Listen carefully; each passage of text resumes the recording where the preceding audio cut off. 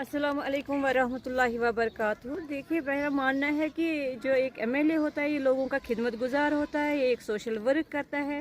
जैसे हमारे इमाम साहब या पुजारी वगैरह होते हैं तो ये एक सोशल वर्कर होते हैं, इनका काम है सोशल वर्क करना।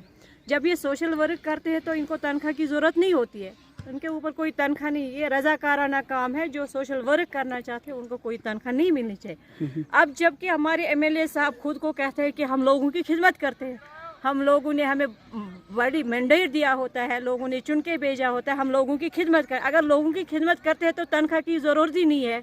जो रज़ाकाराना काम करे उसको रज़ाकाराना काम करना चाहिए, उसको तनख्वाह के ऊपर लड़ना नहीं चाहिए। लेकिन हम भी हर एक बंदा जानते हैं, हर एक समझता है कि जो परसों एक हफ्ते से जो हम तमाम एमएलए अपनी सैलरी के ऊपर लड़ पड़ कर रहे हैं कि हमें सैलरी मिलनी चाहिए, सैलरी बढ़ाएं। उन्होंने एक रेजोल्यूशन पास किया था गवर्नर को कि हमें सैलरी बढ़ा दी जाए। अगर ऑलरेडी इनके पास सिक्योरिटी है, ऑलरेडी इनके पास रिहाइश घर जो इनको यहाँ नहीं हर एक जगह इनको मिलती है, कोठियाँ मिलती है, गाड़ियाँ मिलती है, तेल मिलता है, फैसिलिटीज़ मिलती है, ऊपर से सैलरी भी मिलती है, तो अब इनको और सैलरी मांगने की ज़रूरत ही नहीं है। ऑलरेडी खजाने आमरा पे बर्डन है, ऑलरेडी खजाने पे बोझ है, तो इनकी सैलरी मांगने से ये लोग चाहते हैं कि हमारी सैलरी बढ़े हमारी। और इनको एक मसला है कि ये अपने ख़ानदानी सियासत को आगे बढ़ा रहे हैं, इनका फ़रोग देना है अपनी फैमिली को कि हाँ आज ये सैलरी इनके ऊपर पड़े। अगर एक एमएलए है, ये वर्कर है, इसको मुलाजिम नहीं है, इसको सैलरी कैसी मिलनी चाहिए? अगर कल मैं आई इस फील्ड में तो मुझे सैलरी नहीं मिलनी चाहिए ना, मैं रज़ाकाराना काम करूँगी तो सैलरी की बात ही नहीं।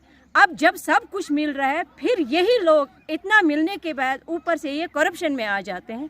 तो मेरा मानना है कि अगर करप्शन में इस पे इन्वॉल्व हो जाते हैं इनके खिलाफ कार्रवाई होनी चाहिए।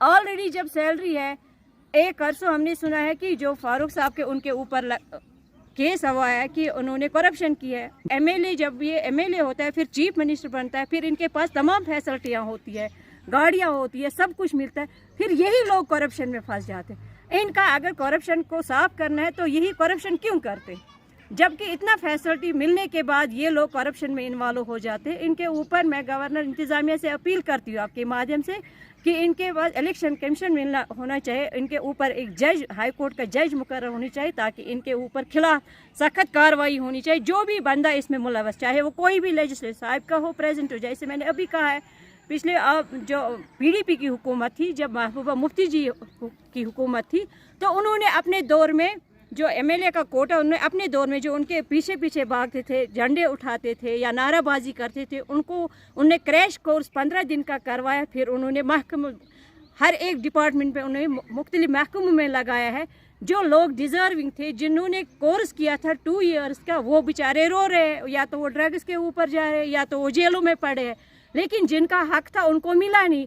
लेकिन यही लोग कानून के रखवाले होते, यही लोग कानून तोड़ते हैं। तो मेरा मानना है इनको कोई सैलरी नहीं मिलनी चाहिए और गवर्नर इंतज़ामिया से में जो इनकी बिल है वो इसको मुस्तरद करे, वो उनको खारिज करे। इनके ऊपर कोई सैलरी नहीं मिलनी चाहिए। ये एक रज़ाकाराना काम है, रज़ाकाराना काम जो करना चाहे वो करे, जो ना करना चाहे वो घर में बैठे, और ताहयात इनके ऊपर पाबंदी लगनी चाहिए।